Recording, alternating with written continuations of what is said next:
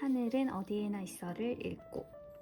이 책은 내가 여태까지 읽었던 소설과는 아주 다른 신세계였다. 나에게 마음이 간질간질하고 따끔따끔하고 설레는 첫사랑의 기분을 알게 해주었고, 누군가는 죽어도 남겨진 사람들의 시간은 멈추지 않는다는 것을 알게 되었다. 조와 레니의 첫사랑 이야기를 볼 때는 정말 설렜다. 내가 첫사랑을 하고 있는 것 같았고, 잘 안 됐을 때는 가슴이 벌렁거리고 간이 뚝 떨어지는 줄 알았다. 이때까지 나에게 이렇게까지 많은 기분을 들게 한 책은 없었다. 한마디로 내가 이때까지 읽었던 책은 그냥 평평한 도로를 달리는 느낌의 책이었지만, 이 책은 고불고불하고 뾰족뾰족한 산길을 달리는 느낌이다. 어떻게 이렇게 표현할까요? 진짜 소설이란 이런 걸까? 나도 작가가 되면 이런 소설을 쓰고 싶다. 책을 읽는 사람들에게 많은 감정을 느끼게 해주고 팡팡 터지는 주인공의 기분과 생각을 느끼게 해준 이 책은 나만 알고 싶을 정도이다. 이 책은 완전 말 그대로 환상이다. 라고 하고, 이 프린트된 그림은 뭘 의미하는지 모르겠지만, 제가 독후감 쿠폰을 보냈었잖아요. 그래서 이렇게 그 책에 대한 독후감을 따로 짧게 써준 것 같아요. 내가 선물한 책을 읽고 그 사람이 나에게 들려주는 소감, 독후 감상을 듣는다는 건 정말 책 좋아하는 사람 입장에서는 너무 신나고 고맙고 그런 일인 것 같아요. 독후감. 다음은 이제 편지를 읽어볼게요. 책친구 숙모께. 숙모 저 채영이에요. 편지가 늦었죠? 하늘은 어디에나 있어는 다 읽었고, 독서록을 썼고, 빨간 머리에는 읽는 중이랍니다. 숙모가 만든 북카드, 저도 만들고 싶었지만 읽은 책도 너무 많고 저는 할 일이 쌓여있는 걸 못 참거든요. 그 북카드는 저도 만들다가 지금 또 멈춰있는 상태인데, 할 일이 쌓여있는 걸 못 참는다는 이 대목에서 채영이의 성격이 잘 보이는 것 같아요. 그리고 여기 보면 이슈별로 이렇게 주제를 적어놨는데, 비건. 일단 저는 샤워 시간을 반으로 줄였어요. 원래 30분인데 15분으로 줄였대요. 그리고 비건 샴푸를 쓴답니다. 하지만 저는 유제품이랑 계란은 안 먹을 수가 없어요. 유유. 그래서 제가 실천할 수 있는 것부터 차근차근 해보려고요. 그리고 GS 편의점에 비건 떡볶이를 팔아요. 이름은 바로 베지가든 떡볶이에요. 2,700원. 비건 이야기 끝. 다음은 퀴즈. 제가 가장 좋아하고 잘 치는 악기는 힌트, 기타와 비슷 하와이 악기. 답 4글자, 우쿨렐레겠네요. 2번, 저는 어떤 동물을 좋아할까요? 힌트는 새고, 초성은 이응, 미음, 시옷. 이응, 미음, 시옷, 신새? 안 떠오르는데? 어미새? 모르겠어요. 혹시 답을 아시는 분은 댓글로 좀 알려주시기 바랍니다. 퀴즈 끝. 그리고 숙모 보내주신 책이랑 선물 너무 감사해요. 그런데 저 필라테스를 다녀요. 하니까 몸이 바르게 딱 잡힌 것 같아요. 고민 상담 편지는 4통 보내요. 그리고 늦었지만 해피 버스데이 투 유. 선물로 책과 그림, 떡 메모지를 보낼게요. 안녕히 계세요. 2021년 6월 14일 책친구 채영들이. 그래서 같이 왔던 선물들이, 제가 이런 거 좋아하는 거 아니까 그 용돈으로 산 것 같아요. 비싼 메모지인데 메모지랑, 그리고 연필 캡도 들어있고, 이거는 책갈피예요. 제가 책을 동시에 여러 권 읽어서 책갈피를 되게 많이 쓰는 편인데, 채영이가 알고 책갈피를 자주 만들어 주거든요. 추가로 책갈피도 코팅해서 쓰세요라고 돼 있고,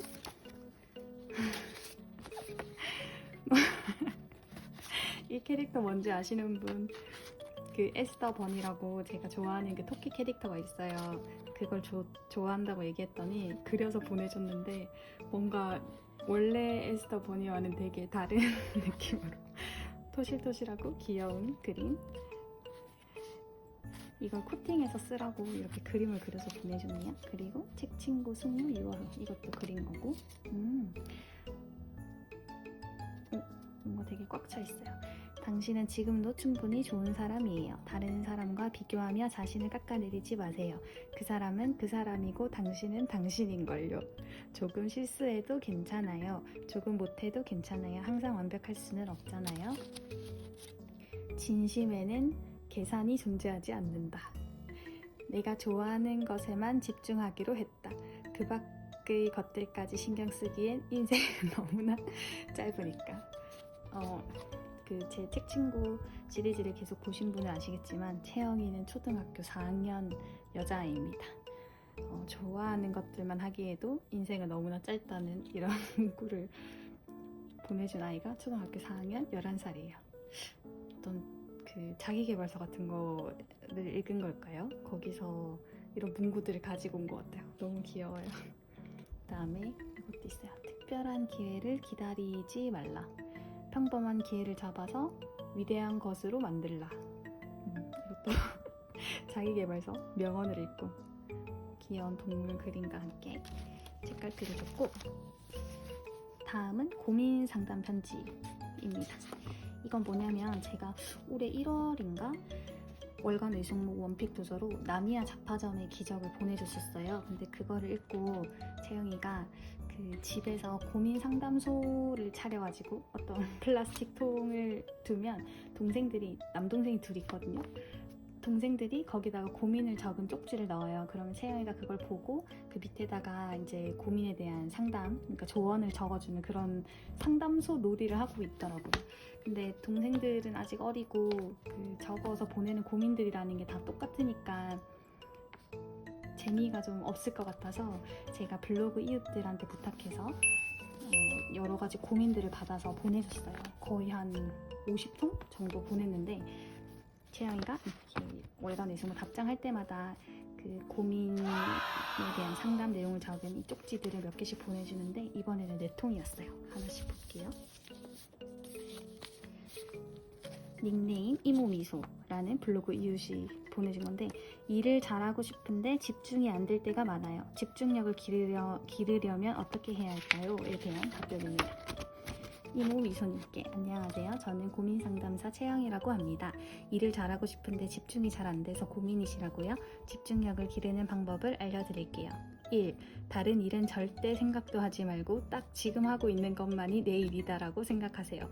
2. 한 개의 일이 끝나면 조금 쉬는 것도 좋지만 그 집중력을 그대로 이어서 두 번째, 세 번째 일도 착착 해보세요. 저의 고민 상담이 마음에 드셨으면 좋겠습니다. 고민이 해결되지 않았다면 다시 편지해주세요. 이렇게 보냈어요. 뭔가 한 가지 일을 할 때 다른 일은 절대 생각하지 말고 딱 무조건 이 지금 하고 있는 것만이 내 일이다라고 생각하래요. 그리고 집중력을 발휘해서 한 가지 일을 끝냈으면 그걸 그대로 이어서 그 분위기 그대로 다음 일도 해보라는 채영 고민 상담사의 조언이었습니다. 다음은 닉네임 24시간. 하고 싶은 게 너무 많은데 시간이 부족해요. 이것저것 조금씩 하다가 아무것도 완성하지 못하고 하루가 끝나요. 하고 싶은 것을 줄여야 할까요? 아니면 더 바쁘게 살아가야 할까요? 출신 저도 나미야 잡화점의 기적을 재미있게 읽었어요. 어떤 이웃이 이 고민을 줬었는지 기억나요. 답장을 볼게요.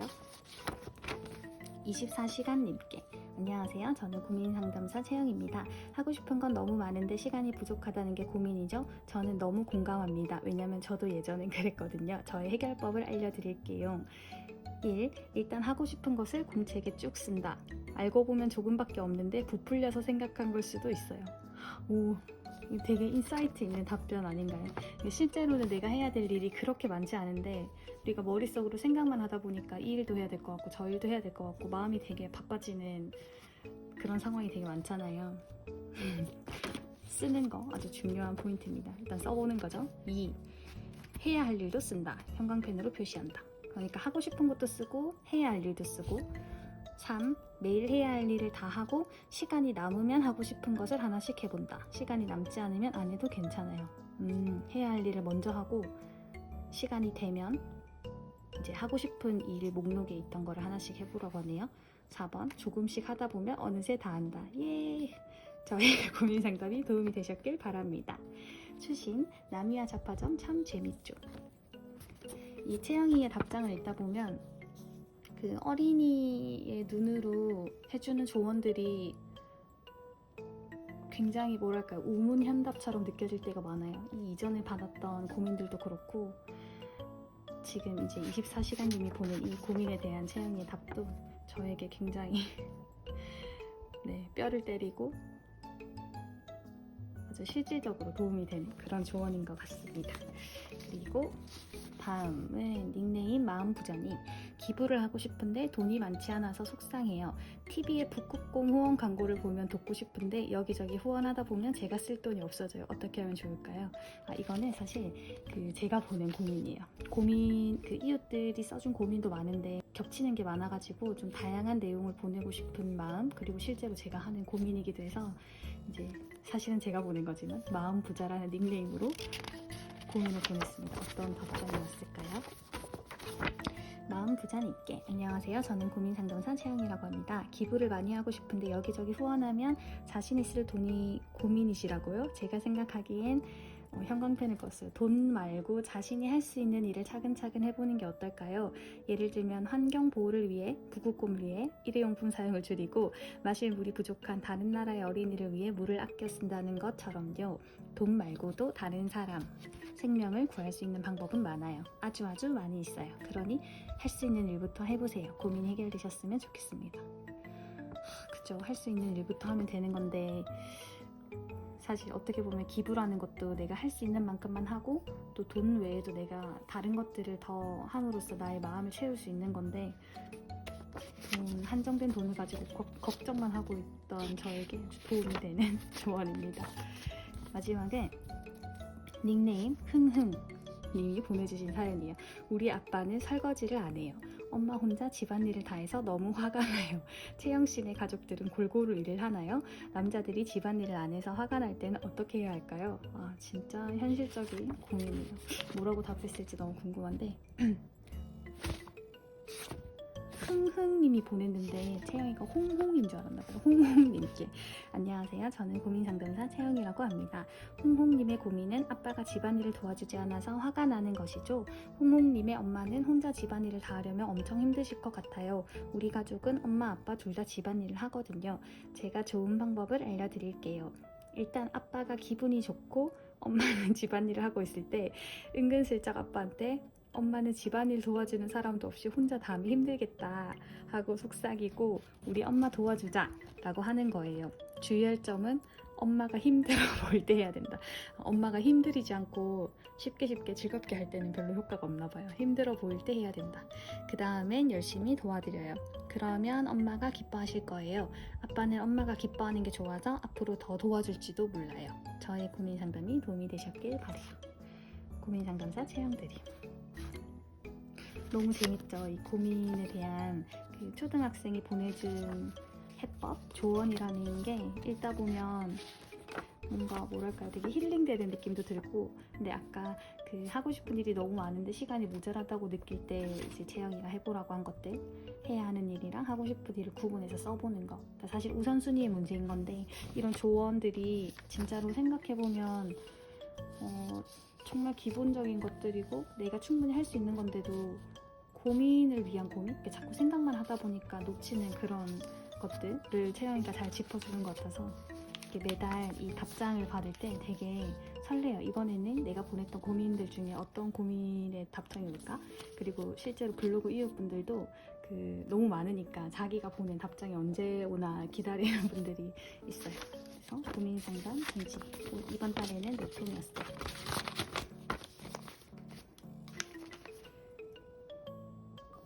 마지막으로 채영이가 저에게 생일 선물로 준 책을 간단하게 살펴보려고 하는데요.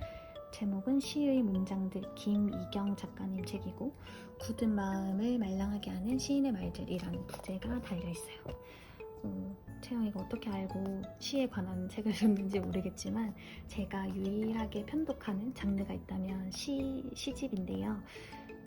저는 딱 읽었을 때 직관적으로 이해할 수 있는 성격의 글이 아니면 좀 회피하는 성향이 있어요. 그래서 1년도 아니다. 그냥 시집은 그냥 거의 안 읽는다고 보면 되는데, 이 책을 보니까 이제 시가 아니고 시에 쓰인 시인의 문장 하나하나들에 대해서 이 저자가 어떤 자기의 생각을 담아놓은 짧은 이런 글이 담겨있는 책이에요. 그래서 시집을 줬다면 사실 잘 못 읽었을 것 같은데, 시에 관한 책이라서 즐겁게 읽을 수 있을 것 같아요.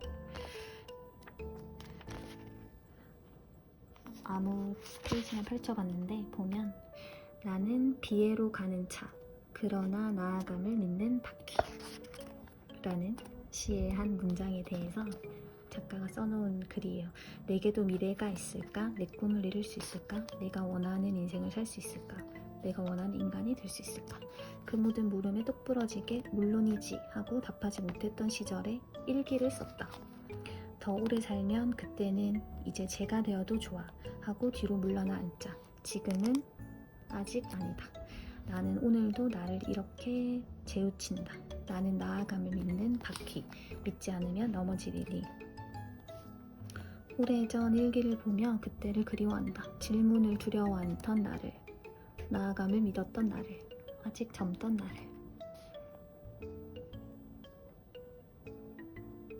좋은데요?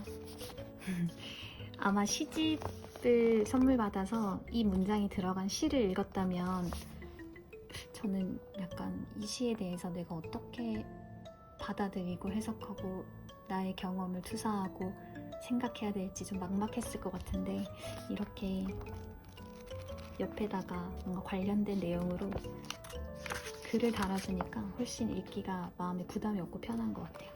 다 읽고 나면 채영이한테 소감을 전달해봐야 되겠어요.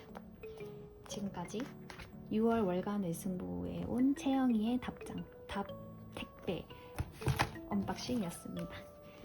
긴 영상 봐주셔서 감사합니다. 7월에 월간 외승부에서 다시 만나요. 안녕.